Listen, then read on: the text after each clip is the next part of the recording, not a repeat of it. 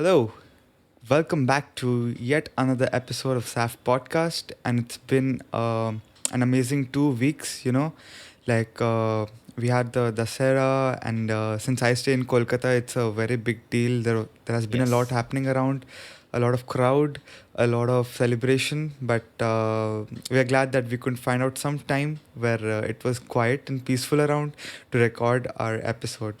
I hope that you guys are doing good and even we are fine. I'm fine. I'm sure Jacob is also doing good. Yes, I But am. without any further ado, I think it's time that we straight off dive into this episode.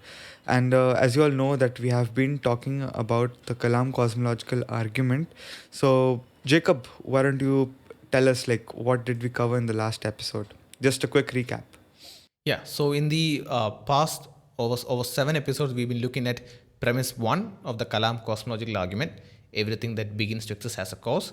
We have looked at interesting terminologies like nothing, something, and we've looked at objections from atheist philosophers like Daniel Dennett, J.L. Mackie, and others. And we have sort of rounded up our presentation and defense of premise one. Now there are some objections to the truth of the premise one that come from quantum mechanics about subatomic vacuum and so on and so forth. But we realize it's best to complete the whole argument in its presentation at the core part of it, and then look at these objections in later episodes once we finish the top to bottom presentation of the Kalam cosmological argument. So that is what we're going to do. We're going to move into the next part. Yeah. So next part. So we'll be now looking at the premise two. What does the premise two say? Oh, The premise two says that I'm just taking a sip and getting ready into the to get into yeah. the bulk of the episode. So premise two says that the universe began to exist. Right. Yeah. So it's pretty straightforward, right? I mean, the universe began to exist. Very Yeah. straightforward. But unlike we Absolutely. think, there are objections to this as well. And today we are going to look into the philosophical and scientific points to be made about the beginning of the universe. So, what is the philosophical argument? Right. So, like we've all previously mentioned, the book Reasonable Faith is the foundation for the series that we're doing, and in that, Dr. Yeah. Craig, when he presented the Kalam cosmological argument in all its sophisticated form as part of his dissertation and in the book as well, he presented two philosophical arguments. Now they are quite philosophical to the point that we may not even run into people who would ask along that line. So what I've done is I've combined them in a simplified manner, taken the core gist and the key strong points of the philosophical arguments and combined it into a simpler form that we can keep track of and apply. Now, in their most brute, most lethal philosophical formulation, you would have to separate them as two independent arguments, where even if you defeat the first argument, the second philosophical argument would still point to the fact that the universe had a beginning, that the universe began to exist.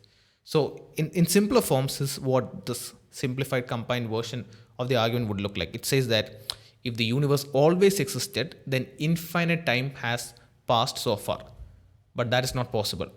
And basically, this is the issue. This is the objection that this philosophical argument puts forward, that if the universe has always existed, then infinite time has passed by, and that is not possible. And this issue Yeah. that this philosophical argument is pointing towards is what we call an infinite regression. So when I laid out this philosophical argument, Piyush, what did you grasp so far? I wouldn't be surprised if anyone who's listening to this for the very first time would be still scratching their head trying to figure out what exactly is happening. But for you, what did you understand so far? Yeah, that means, I mean, we know that everything that begins to exist has a cause. And we even saw that the universe, it began to exist. And, like now when you mention that if the universe always existed, right? So that means it did not have any beginning, Right. right? So that means it has been there since a lot of time, like infinite amount of time, which is not possible, right? Did I get that clear? Yes, yes. That's the Okay. gist of But this then you mentioned simplified about, combined argument. yeah, you mentioned about the infinite regression. So I know, like, I have studied about regression, what regression is, but I'm sure that many of our audience, they don't know exactly what this regression is and then what infinite regression is. So I think it will be good if you can explain it to us. Yeah. Yeah. So we know the term progression, right? So when we say progression, it means to move forward. So when we say, right, Yeah. you have to progress with this report or with this project, it means you have to move further, you have to move forward. Progress means to move forward. Regress means to move backward. So regression is moving backward. So now you get the idea. Infinite regression Yeah. is moving backward into infinity. That is, you're infinitely regressing. So you're moving backward, and then how much you move is indicated by this terminology infinite. So let me ask you this. If the universe is 1 year old, it would take us 1 year to move from the start to the present to today, right? So we're talking Right. about time duration and today, the past, present, these are all part of time. If the universe is 5 years old, it would take the universe 5 years to move from the start to reach today. If the universe is 100 years old, it would take the universe 100 years to get from the starting point to today. Now, Piyush, if the Yeah. universe is 1 billion years old, now obviously the answer is very clear. If the universe is 1 billion years old, how long would it take for today or the present to arrive? Yeah. 1 billion years. Right. Okay, so that's clear for us. If the universe is 1 billion Yeah. years old, it would take us 1 billion years, that much time, to travel or to traverse or to get to today from the beginning of the universe. Now, Right. when we use terminology like all the money, okay, all the money in the world, it indicates infinite riches. When we say all the knowledge, right, it stands as substitute for omniscience, right, or infinite knowledge. So when we say always or all the time, it stands in a sort of like a substitute or it indicates infinite time. So the question is infinity more than 1 billion? Definitely. Infinity is definitely more than 1 billion. So if we say the universe always existed, right? So when we said all the money in the world, all the knowledge, these all refer to infinity, right? Infinite knowledge, infinite richness. That's what we mean. So when we say always or all the time, they also refer to infinity. So, given that, when we say if the universe always existed, the question is then how long would it take for today or the present to arrive? So there won't be any fixed answer. Like it will take infinite amount of time to reach today, the Exactly. present day. Yeah. Yeah. That is as close as we're going to get to a fixed answer. It would take infinite amount of time to get to today. Yeah, you got it. Yeah. So we are not going to count down from the beginning of the universe, right? Yeah. Okay. So can you give some example to highlight this point? Right. So here's what I would put it this way. Can I count from zero to infinity? Well, that is an impossible task, right? To count down from Yeah. zero to infinity, as in, can I count down from zero to the biggest, largest number? That's what when we say to count to infinity, it means to go beyond, to go where no man has gone, to go where no mathematician has gone, to go where no ruler has gone. You're going a Yeah. million centimeter, or so on and so forth. You're going to the largest number. Now, this is an impossible task. It is impossible for us to count from zero to infinity. Now, when we say impossible, or when we talk about this infinite numbers or infinite set theory, as these all come into contact in this topic, when we say impossible, we're not talking about logical impossibility. In a previous episode, we had pointed out the distinction, right? Logical impossibility is when you talk about a square circle. Now that is contradictory and Yeah. therefore it is logically impossible. We're talking about a metaphysical impossibility. What is an example of a metaphysical impossibility? An object with size but no shape. This is what philosophers used to point out. What is metaphysically Right. impossible? An object with size but no shape. Now, I'll admit that in one of the previous episodes, when I was breaking down the distinction between logical and metaphysical impossibility, while using these proper examples and definitions, I thought I can make it much more relatable by using An example I brought up on my own about 7 billion people, an apartment to house all the 7 billion people in the world. Upon reflection, I realized that it was a really an erroneous, a false example to use. So I completely take it back, and I'm sorry for that. But this is the distinction between logical possibility and metaphysical possibility. When we say that it is impossible for us to count from zero to infinity, or when we're talking about the impossibility that comes with infinite numbers. Now, there's a whole lot to go in here, and we're just mentioning one small aspect here. Like when we talk about things like Hilbert's Hotel, you can just search up online to know about Hilbert's Hotel. These all point towards the impossibility for infinity to actually exist in the real world. What we're talking about is not some sort of logical impossibility of something contradictory in itself. We're talking about metaphysical impossibility. And like I mentioned, you get into the core brute force of these philosophical arguments when you see them as distinct. Here I'm just combining them into a simpler form that we can use in our layperson conversations. And if you need, you can get into depth into them by looking at much more in-depth resources. So that being said, it is impossible for us to count from zero to infinity. Now that's clear. Now the question to you, Piyush, is if we realize that, and once we realize that it is impossible for us to count from zero to infinity, what does that lead us to conclude? That being said, that's pretty clear. But now, when we want to count from infinity to zero, counting down from infinity to zero, there's no fixed point, right? So, where do we start? That's exactly what we're talking about. So when we started off with this objection to show, or this philosophical argument to show why the universe must have a beginning of its existence, like why the universe must begin to exist. This is the core. Yeah. So can we ever count down from the largest number to zero? Now, the impossibility of being able to count down from the largest number to zero is vastly higher than the impossibility of counting up from zero to the largest number, right? And that's clear for us. So if Yeah. if we pause for a moment and think, like you said, where do we even start to count down from the largest number to zero? So when we say that there was no first beginning point of the universe, it makes the situation all the more difficult than saying that the universe, has had a beginning that is an infinite distance in the past. So when an atheist comes along and says, "Oh, the universe never began to exist. The universe has always been here. There was never a first beginning point for the universe." What they're saying is that there is never a first beginning point for the universe. That is different from saying that there is a beginning point for the universe, but that is infinitely in the past, which means there is one. You just have to keep going way longer than you can imagine to reach there. But to say that the universe always existed, or that the universe never had that first beginning point, is even more drastical.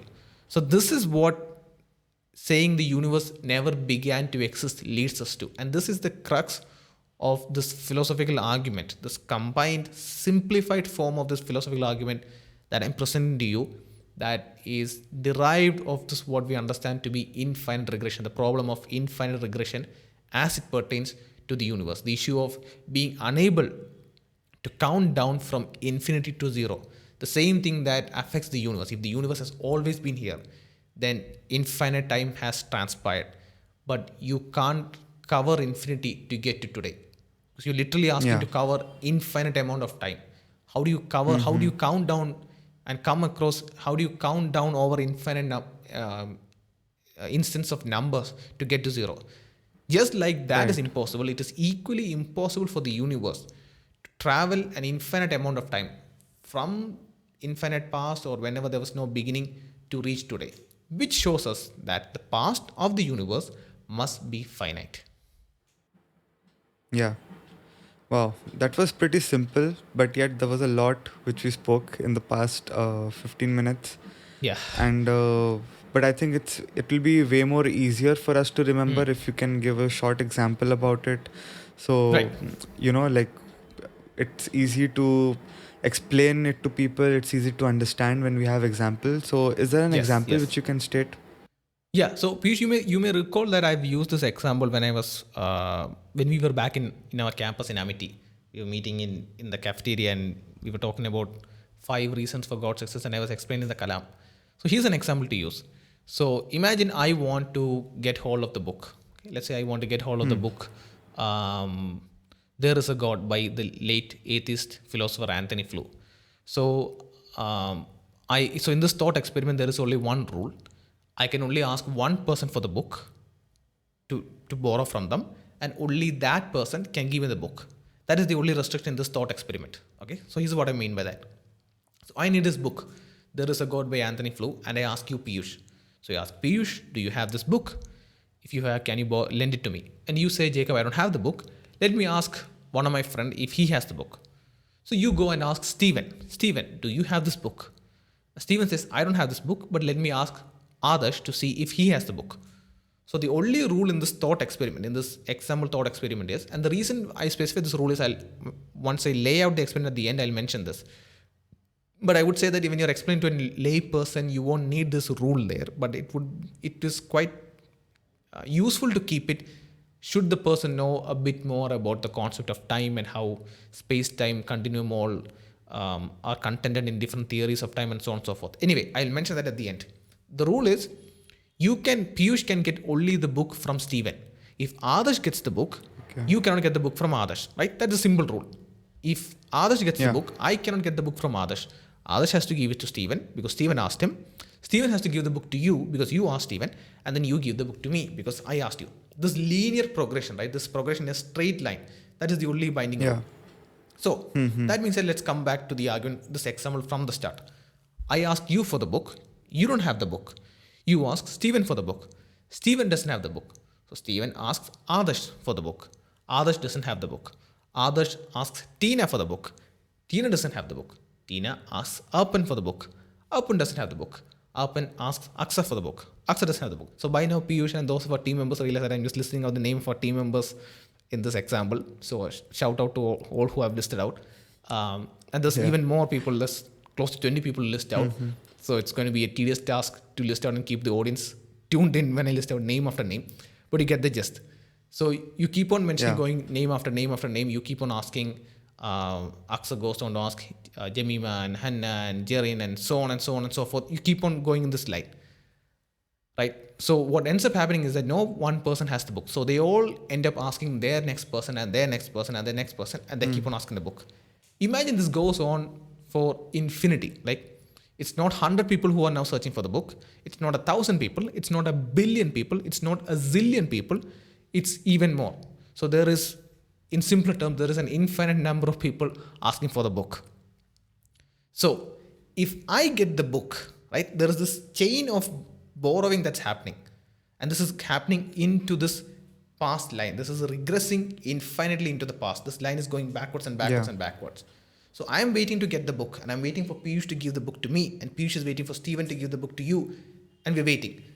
So Piyush, if I get the book, right, if I get the book, then what that tells us is that this line of borrowing stopped somewhere in the past. Okay, right? This line of borrowing stopped somewhere, meaning either Arpan or Adarsh or Tina or someone in this zillion member line got the book, and they kept handing it over to the person who asked from them, and on and on and on until it reached Stephen, and Stephen gave to you, and you gave to me.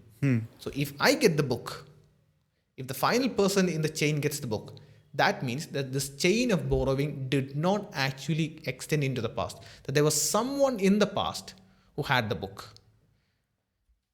So what we're saying about the beginning of the universe is, if this present day is here, then that tells us that this chain of past days cannot be infinite. Because if it's infinite, then you would never get across that line to get here. If 1 zillion people are still searching for the book, and they keep on asking another zillion people, where a literal infinity number of people are still searching, you would never get it to me. Right? Because the line just keeps on going on and on and on and on and on and on. It would have to reach a place where the nth person asks, let's say, just going to throw in the name. Let's say they ask a person by the name William Lane Craig, okay, a random name. They ask a person by the name William Lane Craig, do you have this book? And he says, oh yes, I have this book. So that person need not borrow. That person need not ask anymore. That line stops there. Right. That is the beginning point. And that person sets off this chain of lending. All along the line, there was a chain of asking and borrowing and borrowing. Now the chain of lending has started. So he gives to the nth person and they keep carrying on and on and on until it reaches me. If this line never stops at William Lane Craig and the line of borrowing just keeps on going, I would never get the book. But the fact that I have the book with me tells us that this line stopped somewhere. Now, it doesn't matter how long this line extended. It doesn't matter if the line extended for 1,000 people or for 1,000,000 people. But the point is, if this line, if I get the book, then this line stopped somewhere. That is the principle we are talking about. We're not talking about whether how long this line has to extend. But if the line, if I get the book, then that tells us this line of borrowing must have stopped somewhere. If this line of borrowing does not stop, if someone says that this line of borrowing cannot stop, that there is no one person who has the book, that you have to constantly keep on borrowing, you have to constantly keep on asking to find the book, then I would never get the book. But the fact that I got the book tells us that this line of borrowing stopped somewhere, where there was a first person who did not have to borrow, who had the book already, who could lend it to the next person, and to the next person, finally it reached me. In the same way, we are in the present. Today is here. Today has arrived. So, what that tells us is that the past moments that lead into the past, the moment of time, the number of days, the amount of time that leads into the past could not have been infinite, because if it has been infinite, then today would not arrive. Today would not be here.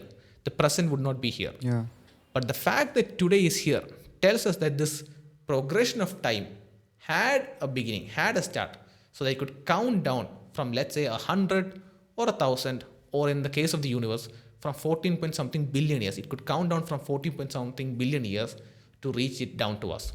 If not, this counting down would never start, and the same problem of trying to count down from infinity to zero would persist. But we have counted down, I have got the book, we are here in the present.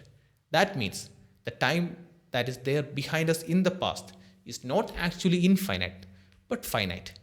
And because we understand that it is only with the beginning of the universe that space and time come into being, when we realize that time in the past is finite, that tells us that the universe has not always been here, but has been here for a very finite time. And scientific data points and tells us that's 14.7 billion years, or if we readjust our calculation, we find some other time duration, it's shorter or longer, that does tell us that time in the past is not infinite, but finite. Meaning that we haven't always been here, that the universe has not always been here. The universe did begin to exist. And that is this philosophical argument that shows to the fact that the universe did in fact begin to exist, that there was a beginning to existence of the universe. And this is one argument for the beginning of the existence of the universe, which is the philosophical argument. And again, this philosophical argument has been combined by bringing together two distinct, independent arguments that Dr. Craig puts forward. Now, they are in their most brute, strengthened, lethal form, but I've taken the essence of those arguments and combined in a simpler way to connect it. Now, I'll mention one more thing. Those of you who may be more inclined to these physical theories of the universe and quantum mechanics and are studying more in depth the Kalam cosmological argument, you would say, well, Jacob, you said that there is this rule within this thought scenario where the person can only borrow from the person immediately behind them. But who told you that time progresses linearly? You're talking about the A theory of time, where past, present, and future are not equal. Past has ceased existing, only the present is real and the future is not here. That is the A theory of time. But there is the B theory of time, wherein the past, present, and future are all equally existing. Now, that being said, that is a more complex topic into the theory of time. And there are different formulations of the Kalam cosmological argument that deals with the B theory of time as well. But we would look at that later on once we get through the rest of the argument, because it is too heavy a topic to break it down and give it bite-sized in a 20-minute discussion format. So we may have to address it in a much different way for our audience. But this is the philosophical argument for the beginning of the universe. So I hope, Piyush, I've covered and you were able to grasp what's happening. If there's anything that you feel that I've left out or didn't clearly answer, let me know before we take off, that we can take a look into. Yeah, I think the book borrowing example was very simple, and it helped me to understand the argument more clearly, And I believe that even our audience could grasp it, so that next time when we go ahead and talk with someone and try to share about this argument, this example is going to be really helpful for us. And with this, I think we've come to the end of this episode. We have crossed the 20-minute mark. But thank you all for tuning in and staying with us today.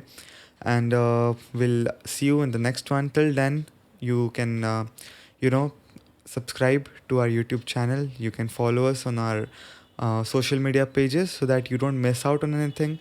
And we have monthly newsletters coming out, so you can sign up for them as well. All the links will be available at the description. So that's it from our side. This is Jacob and Ankit signing off.